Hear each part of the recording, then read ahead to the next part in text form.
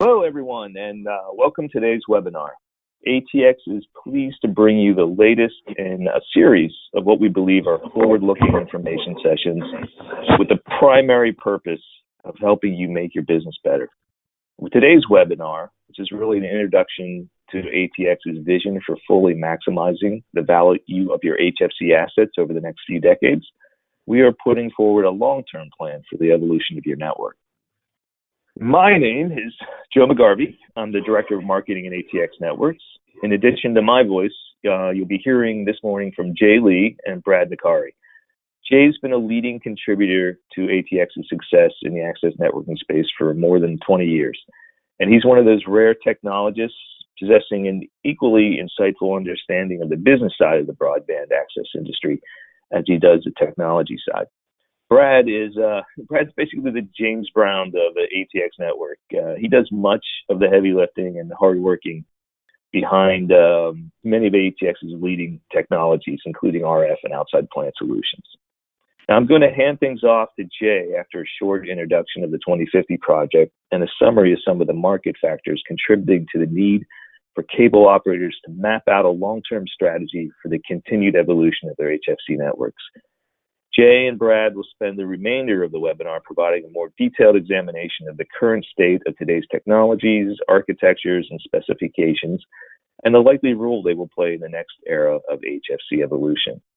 They'll also provide insight into what MSOs should be thinking about in terms of products, roadmaps, and best practices as they plot out the futures of their HFC plans. Now, much of the territory that Jay and Brad are going to cover is summarized on this slide. If you're looking for a sort of a crystallization of the essence and chief objective of the 2050 project, it's probably best captured in the third bullet under the what you will learn heading on this slide. Fiber is the future, right? That's undisputed. But the road ahead for MSOs to migrate literally millions of miles of coax plant to fiber is a very long and expensive one. We've designed the 2050 project to serve as sort of a guidebook to assist cable operators in cost-efficiently navigating that transition without, and this is a key point of today's webinar and really the 2050 project overall, without sacrificing the competitive advantage they currently hold over alternative broadband providers. You're going to hear plenty of that topic as we go through this webinar. For now, we want to make this webinar as digestible and informative as possible. So we encourage everyone with questions or comments to share them through the tool highlighted on the right of this slide. Feel free to type in a question or comment anytime during today's webinar.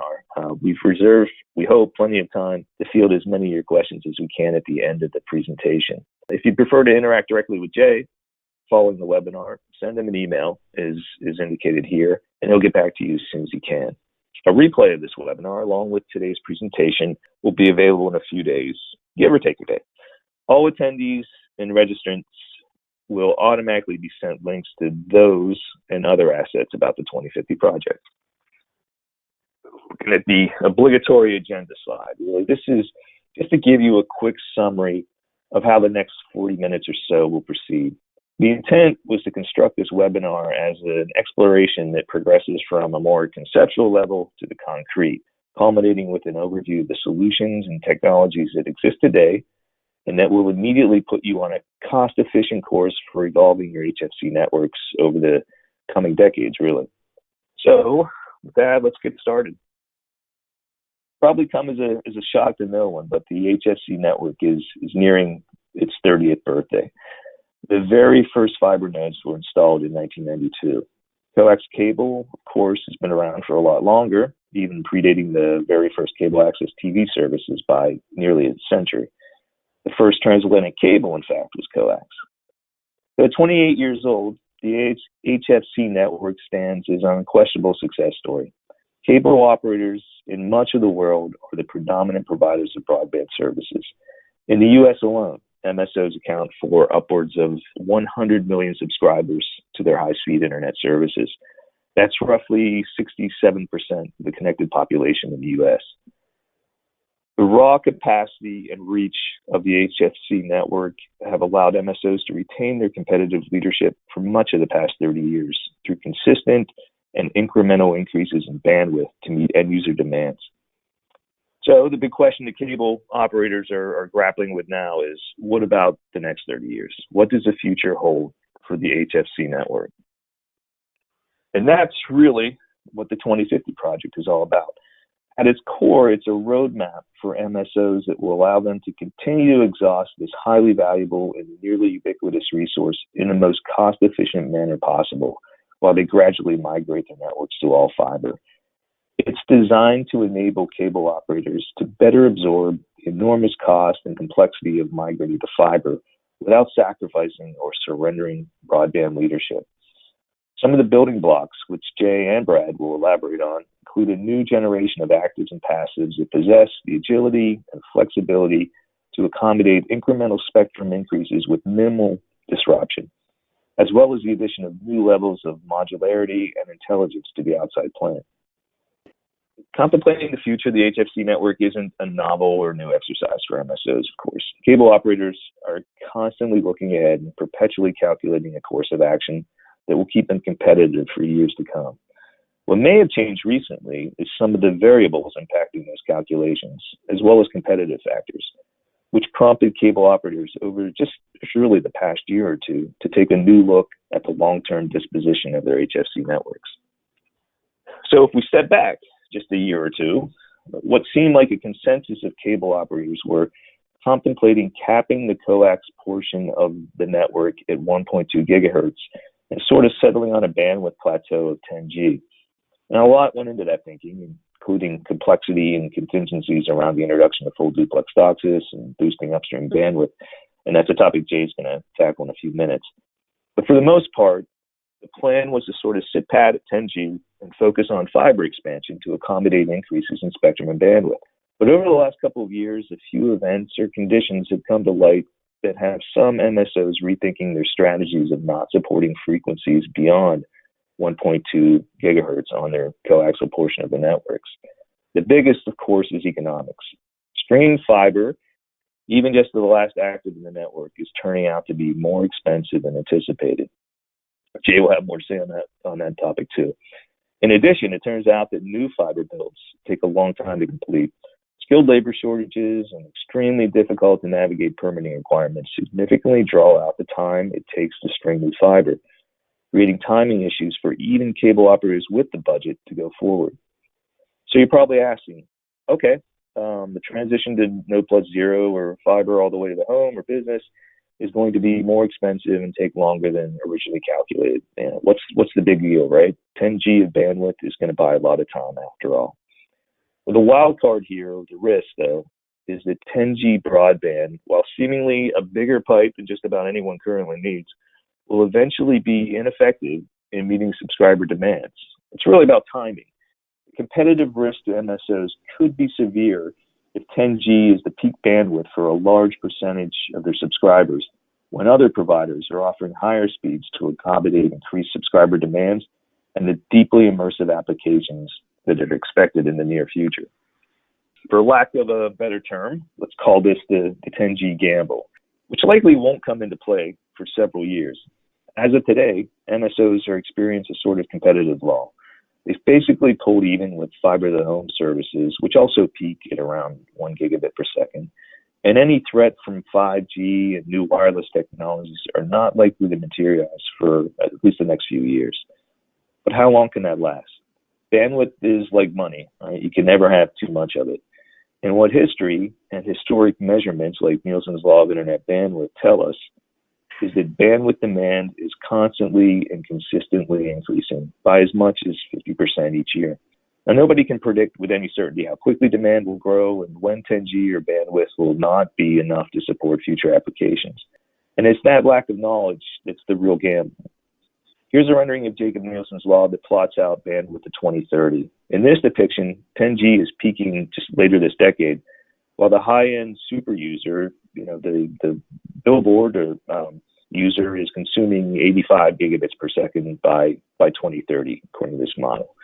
Now, the current reality is that MSOs now understand that capping their HFC network at 10G may not buy them enough time to migrate to fiber without falling behind the competitive curve. PON technologies that deliver 25 gigabit per second services are already here, and further increases in bandwidth for fiber-based connections are not far behind. The risk looming over MSOs is that by capping their HFC networks at 10G, they will potentially leave a large percentage of the subscriber base vulnerable to defection to fiber providers, offering significant faster services. So how real is the risk? No one knows for sure, right? But ATX and an increasing number of technologists believe the threat to be very real. Many believe we are on the cusp of a major shift in the ongoing digital transformation of information communications. The widespread availability of gigabit or better services has created a tipping point, a sort of perfect storm. It combines the capabilities of uber fast broadband with artificial intelligence, virtual reality, augmented reality, a situation that will attract a new wave of investment in applications that transform the way we communicate and do business. Whole industries, including medicine, education, and transportation, will reinvent themselves in the digital realm. You've probably seen Cable Labs produce near-future videos that envision the availability of deeply immersive experiences, some that resemble, what we often depict in science fiction as a holodeck. The truth is that several companies are already working on light field technologies, AR, and VR, and the sorts of environments imagined in those videos are not that far away. And there's reason to believe that their arrival may even be accelerated due to the pandemic that is pushing investment toward virtual applications right now. And that's just the tip of the iceberg. Futurists and technologists foresee a commingling of digital and biological properties that would make the makers of the Matrix blush. Crazy things like synthetic biology, human augmented intelligence, and even telepresence are predicted in the next couple of decades. The bottom line is that the communications reality of the not-too-distant future is one that will demand seamless and immense bandwidth. It won't be long, most likely, before 10G is passé. If MSOs cap their HFC networks at 10G, they take the risk of not keeping pace with the competition and being able to deliver the type of experience that all fiber providers will be able to deliver. So what's the winning formula here? What if MSOs equip their HFC networks to support bandwidths of 25 gigabits per second or even higher if needed? Wouldn't that essentially buy them the extra time they are likely to need to update their networks to fiber? Now, confronted with this reality, cable operators really have only two places to go in the future to continue to accommodate bandwidth demands of subscribers to meet these immediate goals, really. It's either fiber or coax, right? And fiber, as we said, is the future, no doubt, due to its superior capacity.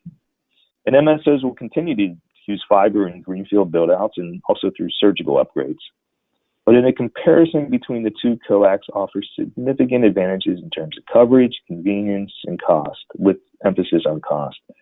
MSOs have gotten sticker shock just from the price of going node plus zero, let alone all the way to end users. So the reach and sheer amount of coax in the outside plant, along with the time and expense of fiber migration, have been major catalysts in prompting cable operators to revisit the idea of extending spectrum and increasing the capacity of coax. So, for multiple reasons, cable operators are increasingly embracing this idea of continuing to expand the utility of their HFC networks, envisioning bandwidths of 25G or even 50 gigabits per second over their coaxial infrastructures, if conditions and economic factors warrant it. But how to best go about evolving your HFC network?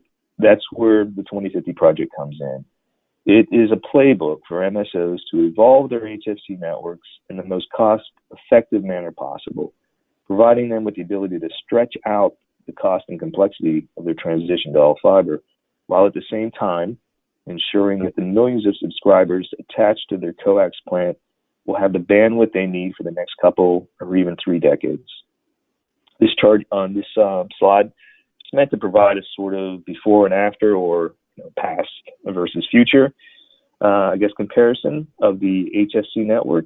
It includes some rough estimates about the capacity and character of the HFC network at the mid-century mark. So, up until now, we've been talking about vision and market forces, more higher layer stuff. I'm now going to turn it over to Jay to sort of provide the boots on the ground view of where we are right now and how MSOs can navigate this transition to wring the most out of their HFC assets as they migrate to all fiber. Before that, though, I want to provide the portion of the audience that might be unfamiliar with ATX's legacy in the cable operator space with a brief description of the company's credentials. ATX really earned its mettle over the past 20 years or so as a leader in RF technology. Today, nearly every cable operator on the planet relies on ATX RF management equipment to deliver video and broadband services. If ATX had a coat of arms, maybe not a bad idea, a depiction of the MaxNet platform would probably be at its center. As the HFC network evolves, however, ATX is increasingly focused its RF core competencies towards the outside plant. ATX was a key contributor to the foundational data used to validate the feasibility of HFC plant operations out to 1.8 gigahertz and remains an active participant in Docsis 4.0 specification development at Cable Labs. With that said, Jay, it seems like a good place to start a practical discussion of the 2050 project is with a sort of readout of where things stand now. Jay? Yeah, thanks, Joe, and thank you, everyone, once again for joining our webinar today. To pick up on where Joe left off in terms of where things are at in the industry with respect to pushing the HFC network to support more capacity, the best place to start is to reflect on the path that Cable Labs has paved as it has evolved Docsis through its various standards. Since its genesis in 1996, Docsis has continued to support more frequency spectrum, growing from a single QAM, or 6 megahertz, to over 576 megahertz in the form of 32 QAMs and 2 OFDM channels, as it has evolved to Docsis 3.1. Each new version released has seen MSOs move to take advantage of the newly supported spectrum, and in some cases, the move involved them having to increase the upper frequency limit that their HFC network could support. In a sense, the evolution of the HFC network followed along a similar evolutionary path to that of Docsis. When I get asked by the investor community about the viability of cable or HFC as it relates to being usurped by fiber, I like to tell them about this technology called Docsis. While it stands for Data Over Cable Services Interface Specifications, I like to call it Help Me Add More Capacity While Leveraging My HFC Network Specification. Cable Labs and Docsis have continued to deliver in allowing MSOs to provide competitive offerings in as cost-effective manner as possible because it focuses on leveraging the incumbency that the HFC network is. As it stands today, Docsis 3.1 is rocking. MSOs around the world are taking advantage of the capacity and benefits that the technology offers. Looking at North America, after a few false starts around intentions of deploying fiber deep and full duplex Docsis, virtually all MSOs are instead looking at upgrading their upstream spectrum to mid or high splits in order to further leverage the capacity that the Docsis 3.1 technology can offer in the upstream. That being said, despite being able to offer 1 gigabit services relative to the downstream, the upstream spectrum and the associated capacity is rather anemic. As a result, MSOs are looking for more. As the chart in this slide shows, downstream and upstream capacity projections not only continue to move up and to the right, but on top of this, the need for symmetrical service offerings is becoming more prevalent.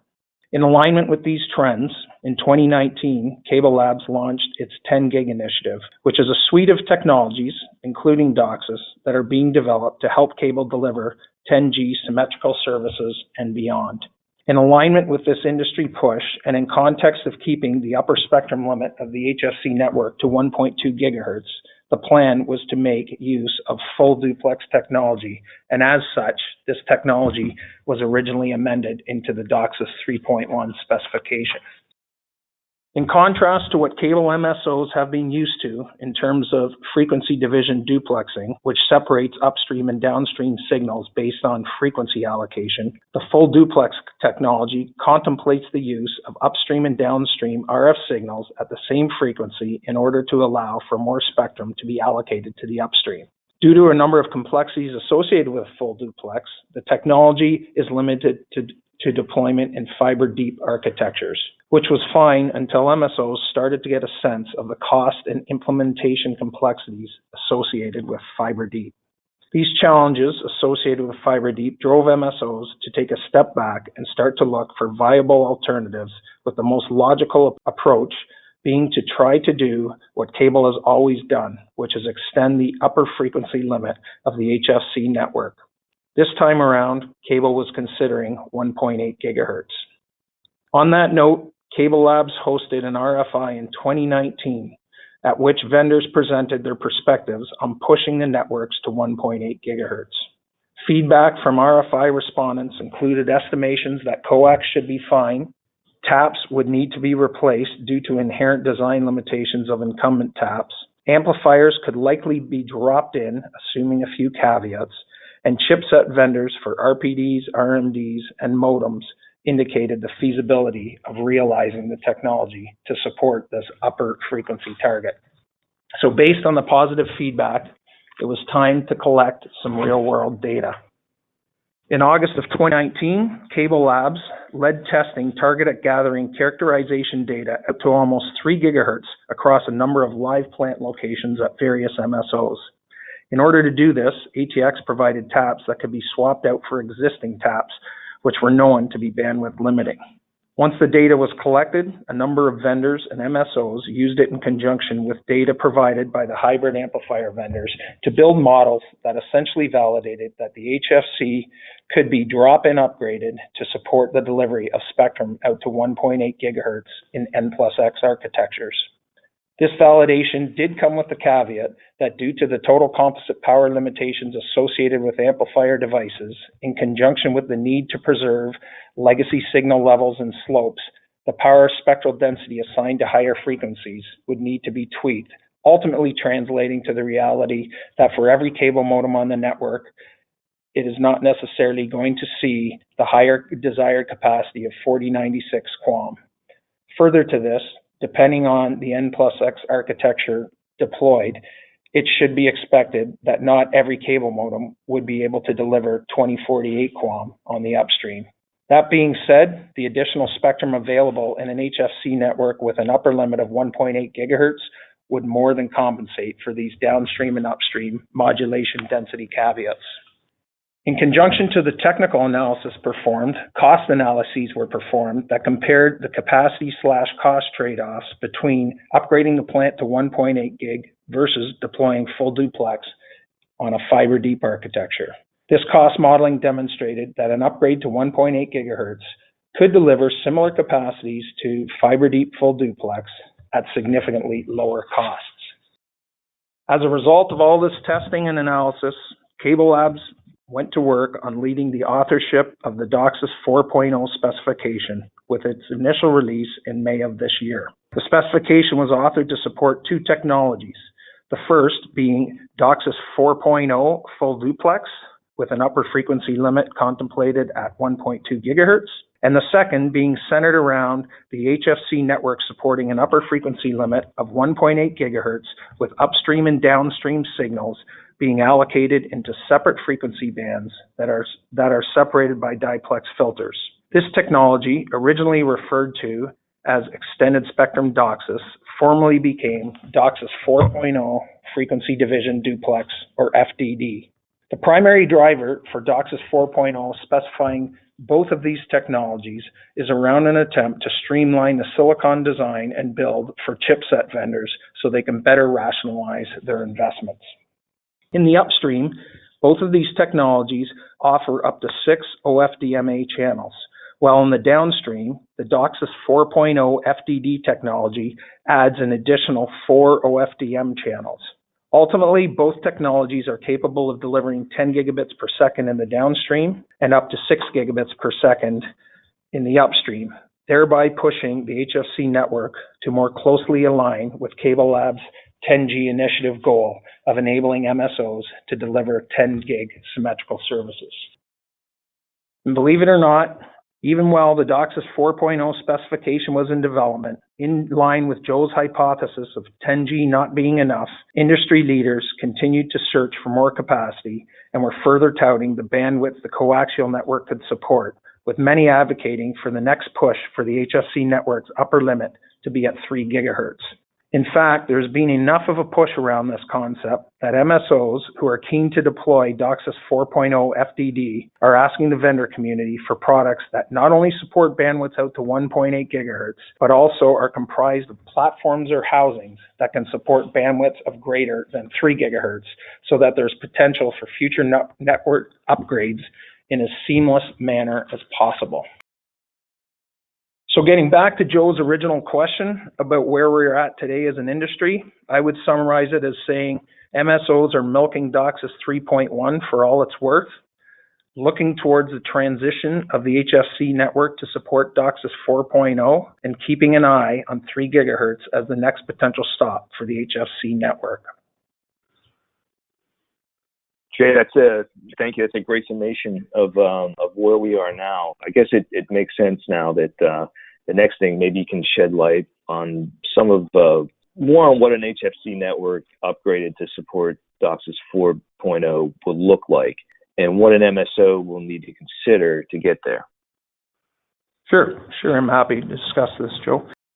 As it relates to Docsis 4.0 full duplex technology, I mean, the general consensus at this time is that MSOs will need to upgrade their networks to fiber deep node plus zero architectures. And this architecture really speaks for itself. And as such, this webinar is not going to spend any time in this area. We will, however, take a look at what an HFC network that can support Docsis 4.0 frequency division duplexing looks like, as well as provide a view of what needs to be considered in order to get the network to that state.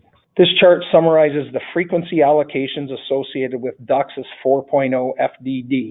Ignoring the first block outlined in red for the time being, it can be seen that from an upstream perspective, the plan supports legacy Docsis upstream up to 85 megahertz, as well as up to an additional 6 96 megahertz OFDMA channels in the 108 to 684 megahertz band.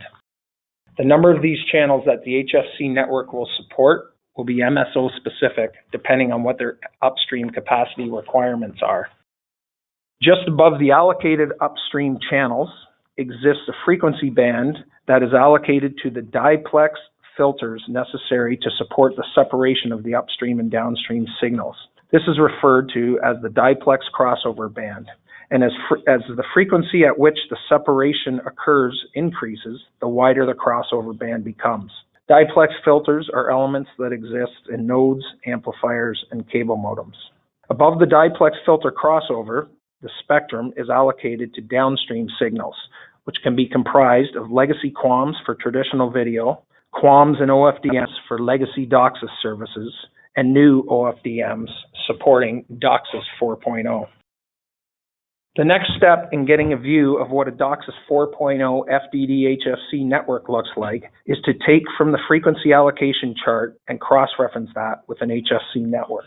To summarize, the network needs to support downstream and upstream passbands that align with the given MSO's defined Docsis 4.0 FDD use case, which will be primarily driven by the requirement for upstream capacity. In this slide, the upstream passband is defined as 5 megahertz to X megahertz, where X is the MSO-defined frequency at which the low-pass side of the Diplex filter stops, while the downstream passband is defined as Y to 1794 megahertz, where Y is the frequency at which the high-pass side of the Diplex filter begins.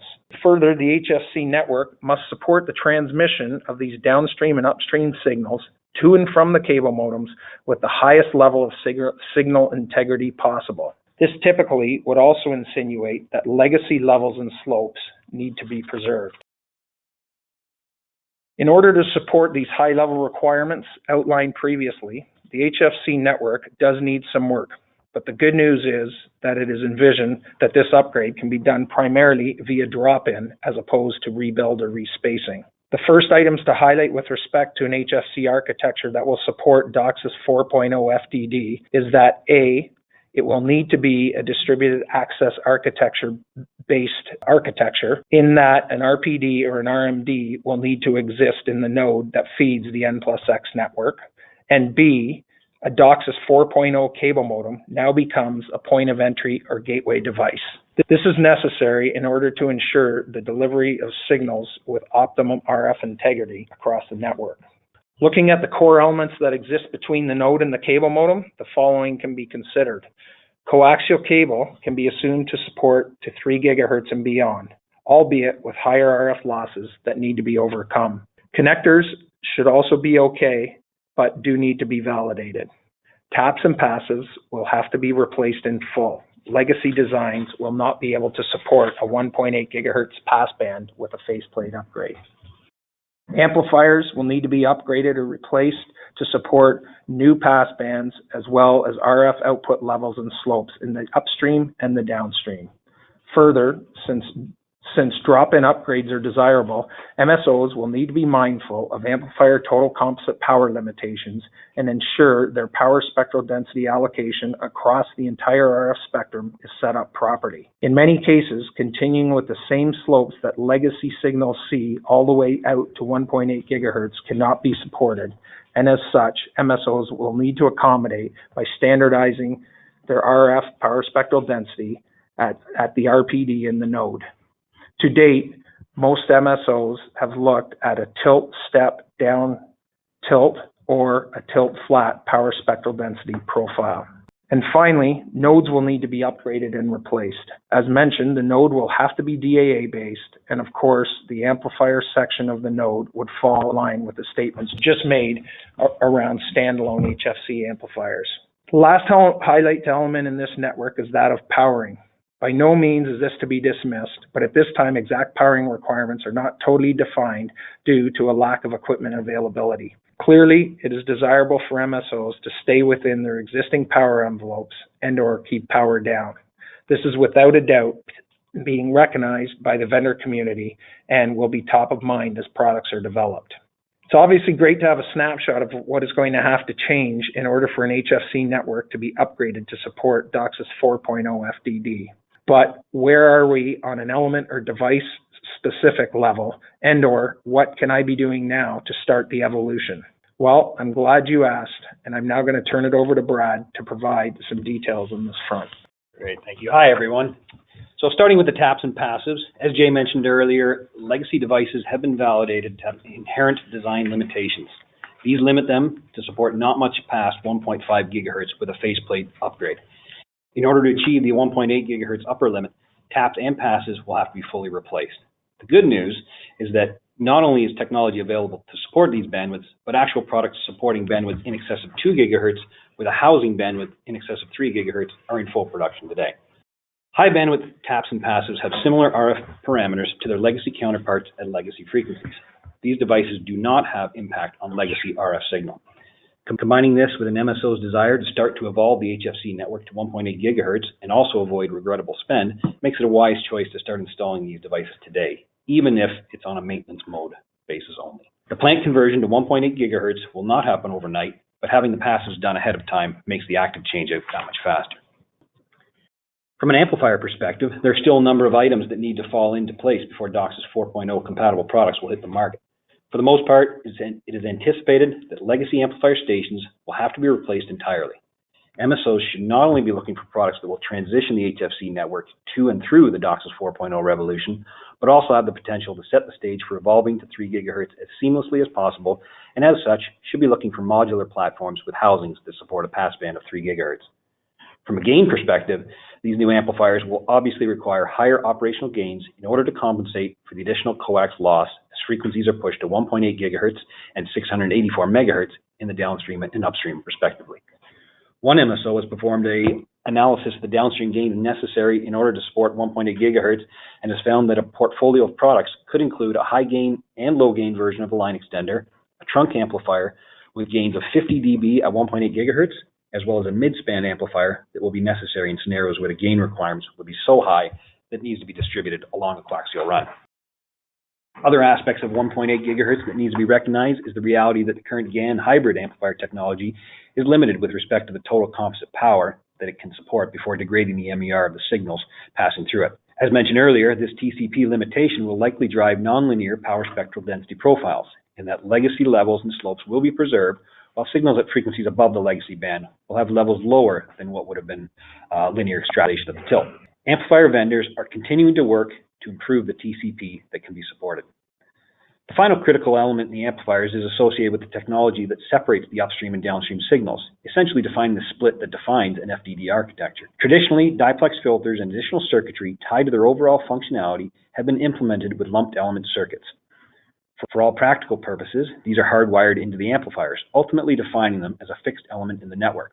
As a result, making a change in a split like MSOs are doing today with Docsis 3.1 involves hardware changes that are labor-intensive and costly to implement. Even products labeled with field-replaceable diplex filters are not recommended to be done in uncontrolled environments for risk of damage, and that maximum performance is never guaranteed, particularly as upper frequency limits increase. Given that Docsis 4.0 supports an upstream capacity migration path, the industry should be putting forth consideration around leveraging new technologies that will allow MSOs to more seamlessly transition through the Docsis 4.0 evolution. Concepts that are being discussed beyond fixed pluggable diplex filters are switched diplex filters, where you might have a multiple of filters that can be switched between them, and programmable diplex filters, which would be more dynamic. All come with their performance and cost trade-offs, and it'll be interesting to see where things land on this front. From a node perspective, a number of elements that are relevant to the amplifiers previously discussed obviously apply to the amplifier side of the node as well. A DAA node is effectively an amplifier with an RPD RMD front end, so entire node stations will need to be replaced with Docsis 4.0 RPD RMD based nodes. Timelines on the development of the underlying RPD or RMD module that support Docsis 4.0 are not totally clear at this point, given the fact that the Docsis 4.0 specification has just been released, and currently MSOs are only beginning to deploy RPDs that support Docsis 3.1. It should be noted that a standardized node platform development effort is underway under the leadership of the SET Working Group 1, referred to as the GAP node standard. The vision is to develop a standardized platform that can support a multitude of technologies from any vendor who wants to design into the platform. One of the most obvious use cases for the GAP platform is around supporting DAA deployments. In this use case, it is envisioned that multiple vendors can develop RPD or RMD modules that will integrate into the platform. Passband for this node housing is being specified at 3 GHz. The thought being that this platform will seamlessly be upgraded with modular plugins as the network evolves from supporting Docsis 3.1 through Docsis 4.0 and beyond.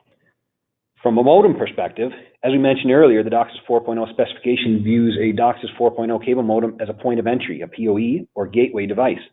This is necessary not only to reduce coaxial loss, but to also avoid the complexities of in-home drop amps, splitters, and big box store coax. It's impossible to control what's going to be inside the home, and it can have a big impact at 1.8 GHz. As a result of this, broadband will be delivered through the home via Wi-Fi or some other in-home distribution technology.